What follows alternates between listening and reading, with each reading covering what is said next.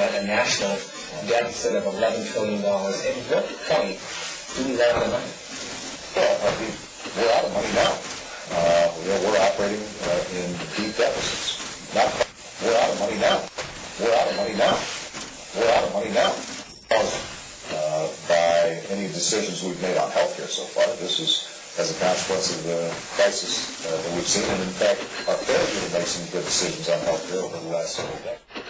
National League, as you know, hasn't won the All-Star game since 1996. This is a problem. No bailout plan, though, in place for the National League. It's not, man. We're out of money. We're out of money. We're out of money. We're out of money. We're out of money. We're out of money. We're out of money. We're out of money. We're out of money. We're out of money. We're out of money. We're out of money. We're out of money.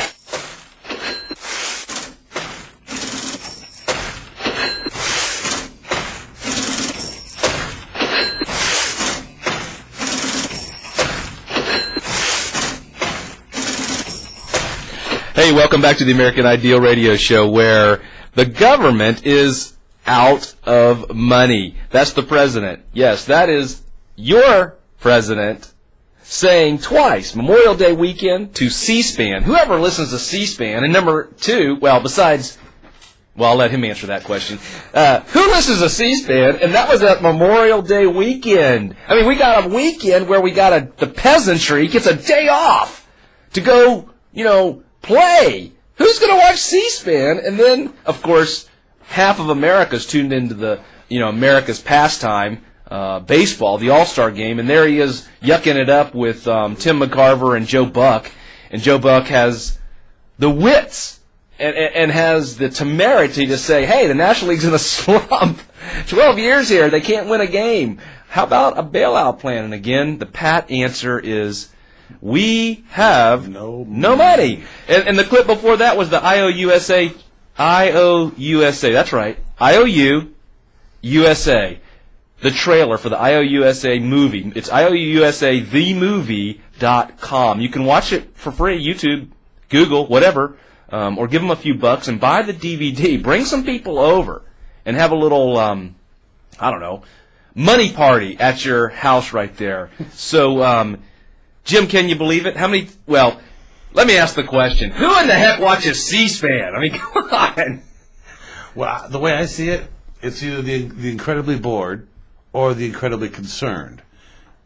And in my category, it comes under incredibly concerned because, believe me, I have a very rich, a very filled life being between my full-time job as a single parent to running this network and, of course, other endeavors we've been doing up until till December of last year, when I was running and owned a company called Advanced Virtual Technology. So you watch C-SPAN. That's a long answer, but your answer is you watch C-SPAN. Right, that's correct. As a concerned citizen. As a concerned citizen, not because I'm bored with my life. No. No, and the reason for it is because whether it's Fox News or CNN or MSNBC, they all package and only cover the parts of stuff they want to cover. They take sound bites and snippets of what people say. And so to really... I felt like for me to be educated, to actually have an understanding of what they're actually not taken out of context, but what they're actually saying when they say it. That's why I monitor it and watch some of those channels. For instance, back during one of the debates over the immigration thing, Hillary Clinton was up there. It must have been about 3 o'clock. This is when they went 24 hours. They went for a long time. All through the night, they brought in cots. Remember that? Remember they brought in the cots? Oh yeah, they spent the night in Congress. Right. Exactly. Yes. Whew, we wouldn't want to have to make them work overtime. No. Hillary looked like she was ridden hard and put away wet that night. She was on about 3 o'clock in the morning. I'm sure she chose that time so she could speak, and no one else, other than a few crazies, and we're paying attention to it. In fact, I don't have the clips with me today, but that is something I've been broadcasting on JimLongForPresident.com. Some of these different sound bites, but not taken out of context. See, again, that's part of the media. That's the big part of the country is our watchdog, which is supposed to be the media. ABC, NBC, CBS. His names ring a bell? Anybody? People we used to trust. I mean, when Walter Cronkite, who recently passed away, came on, we trusted, we believed. And I thought without even going to Zogby or Rasmussen polls, we all know that trustworthiness Not so much. Not so much. In fact, during the break, we were looking up some poll numbers, and they're not as high as they used to be for President Obama, are they? No, he kind of. I think if you look up the dictionary under "dropping like a stone," you'd see his, see his face on that rock headed toward the bottom. Rasmussen and basically Zogby say the same thing, and that is that his approval rating is now down to 48%. They're pretty solid on that number, apparently, between both polls. And both polls exactly on the strong disapproval number is 51%. Strong 51. disapproval. Okay, so when Clinton, or I don't remember Obama saying this, but I do remember Clinton saying that he had a mandate. The people had spoken, and I think Barack said this back right after the election. The people had spoken. Wait. What happens when 51 have said, whoa, time out, we're not interested in it? Does that mean the people have spoken then? How come the banners don't go up, right? The flags. We don't have the bugle calls when the American people go, oh, whoa, wait a second, guy. We ain't interested anymore. The rose is definitely, the bloom is definitely off the rose. The honeymoon is over. and that's why I started this by saying congratulations to us, to we the people, because the fact that we have flooded the Washington with phone calls, the fact that we've slowed down this, what they're calling a healthcare bill, which is H.R. 3200, which has nothing to do with healthcare. I mean, it has to do with it by subject matter, but it's not what it's intended to do. It's not what it's intended to do. And to go back and just get an insight, for those of you who don't know how Mr. Obama, which is, by the way, Barry Soetoro, didn't actually win his first election in the Illinois Senate. Aha. Do you know okay. that? No, I didn't. Come on and school me, as they say. There were three other competitors, challengers, nominees during that election, and Mr. Barack Obama, actually found ways to get them disqualified and taken them out of contention for the election. In other words, instead of going up in a campaign head to head, vote for me, here's why. Don't vote for him, here's why. He actually found technical reasons and ways to get them thrown off the ticket to begin with. So on voting day, there was no one to vote for except for him.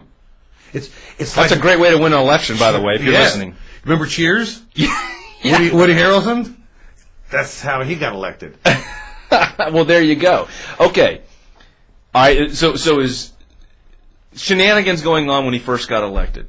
Shenanigans going on now that he's elected. I love the. We'll pull this up for the next break, but the ghost of Tennessee Ernie Ford singing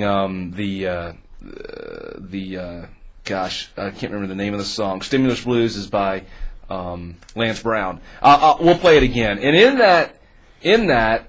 Yeah, it talks about this kind of thing. You're concerned. You're looking at this from a guy who says, politics? That's dirty business. Politics? That's ugly business. And yet, you're so concerned that you're willing, God love you, you're willing to watch C-SPAN, and not be put to sleep.